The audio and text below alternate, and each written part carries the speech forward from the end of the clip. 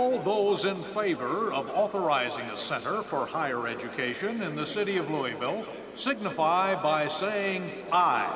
Aye.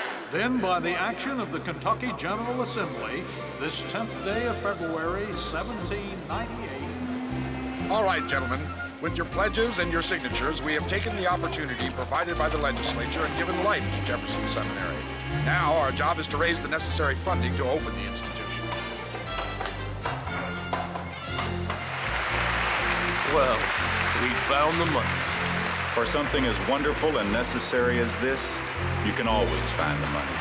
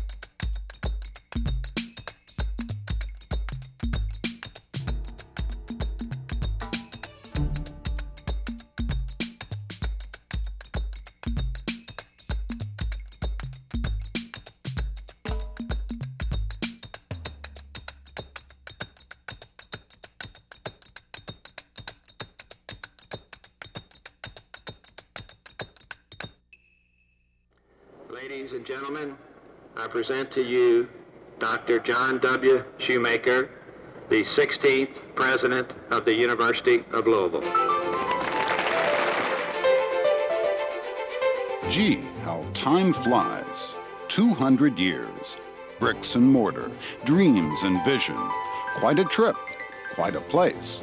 Time to celebrate, to wax nostalgic, mop a tear, honor the heroes, raise a cheer. Not likely the 8 men who raised the staggering sum of $715 in April 1798 had any idea what they were starting.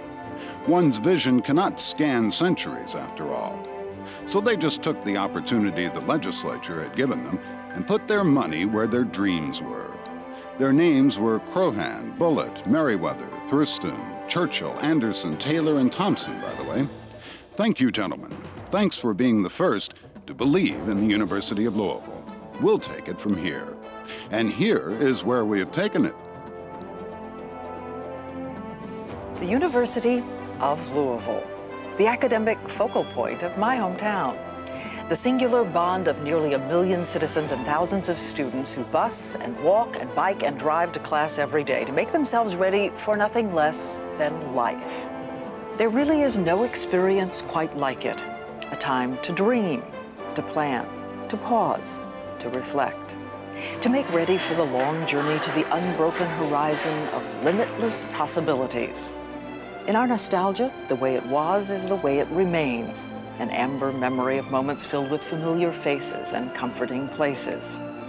One can almost hear the laughter and the conversations, not merely recall them, but hear them.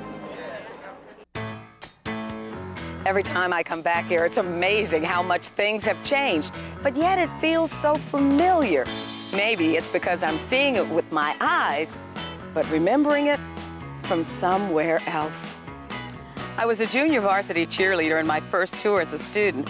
I got to know Wade Houston. Then there was Wes Unseld and Butch Beard.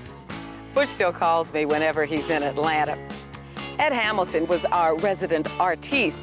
Now he's on the faculty teaching sculpture. And the Playhouse, I understand it's been preserved just as it used to be. Oh, what memories. My time here at U of L had kind of a storybook quality to it. I got my degree back in 1993 and worked very hard to do it, but it was the campus life, the extracurricular activities that really got me excited. I was homecoming queen, a member of the Lady Birds dance team, and I went to the Fiesta Bowl when we beat Alabama. Go Cards!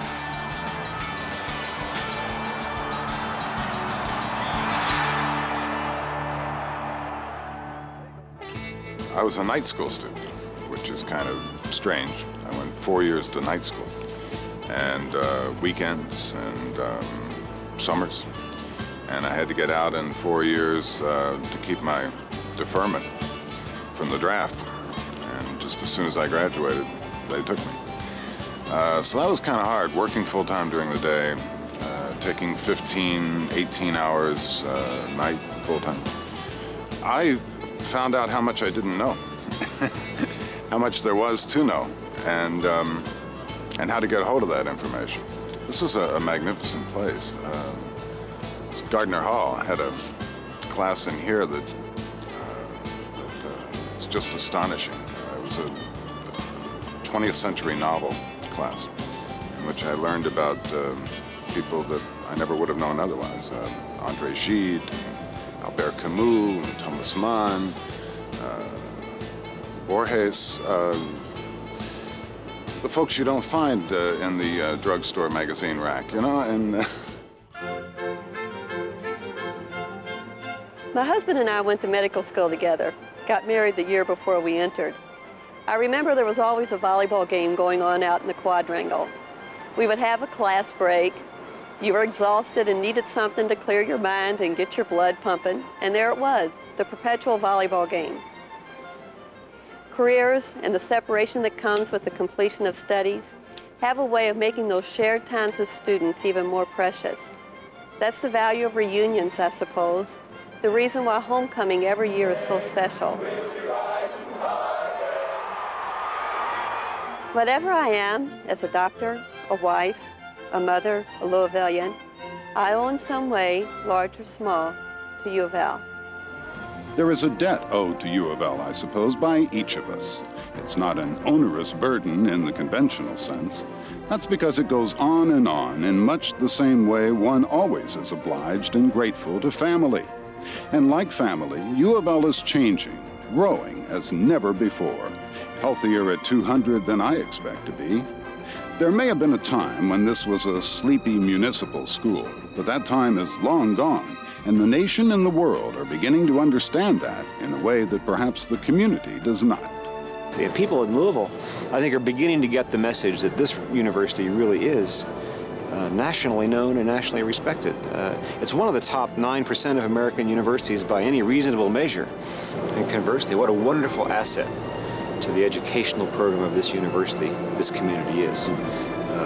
Our students can walk 2 miles from this campus and put their knowledge to work in a variety of environments and fields that give them practical experience that is invaluable as they chart the course of their future career. After 200 years, the time has come for U of L to be recognized worldwide, as much for the first part of its name as for the last. I've seen the new U of L, and I know the next 10 years, as the university takes on an additional 75 endowed chairs, as it attracts the top scholars of the world and becomes an extraordinary research institution with global reach and influence, will lift my spirits and my sense of pride even higher. So thanks for the memories, U of L. Thanks for the education. Happy birthday, many happy returns, and one more thing. On on behalf of all your alumni and students and faculty and friends,